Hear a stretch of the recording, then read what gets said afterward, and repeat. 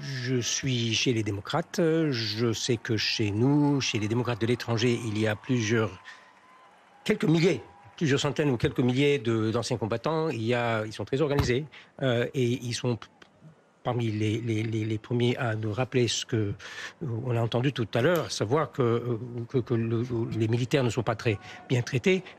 Sous Trump, l'agence qui traite les affaires des anciens combattants, de Veterans Administration, fait partie des agences ravagées par les coupes sauvages de Musk, de Trump et compagnie, et qui n'ont pas fini.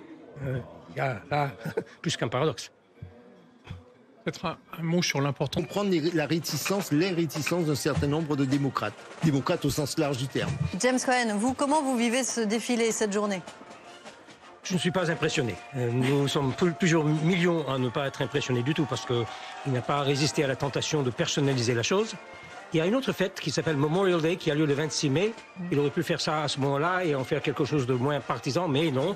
Il veut affirmer son autorité personnelle et l'autorité d'un gouvernement de moins en moins démocratique chaque semaine et un gouvernement, une administration qui vient d'envoyer des troupes militaires contre des civils. Dans la ville de Los Angeles, en menaçant de le faire ailleurs. Non, c'est pas un bon jour pour la démocratie. Petite idée. Hein. Guillaume.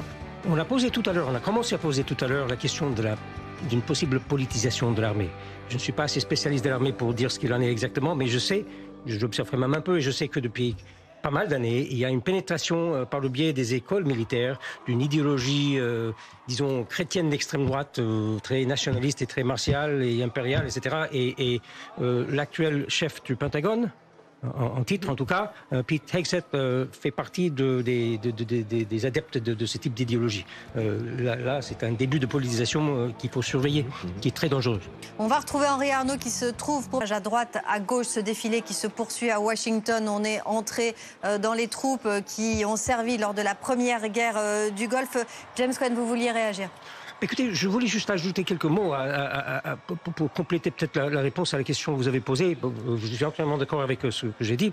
Les manifestations d'aujourd'hui étaient totalement en défense de l'état de droit qui s'en va chaque semaine un peu plus sous cette administration et il y a un grand courant de défense de l'état de droit et contre l'arbitraire de cette administration, mais il y a plus là-dedans aussi. Dans les manifestations d'aujourd'hui, il y avait beaucoup de protestations contre les coupes budgétaires qui s'annoncent, qui montrent que les priorités sociales de cette administration sont tout le contraire d'une administration populaire, même si on caractérise souvent Trump de populiste. Il n'y a rien de populaire là-dedans, c'est vraiment totalement antipopulaire et ça a été largement dénoncé aujourd'hui dans beaucoup de ces manifestations.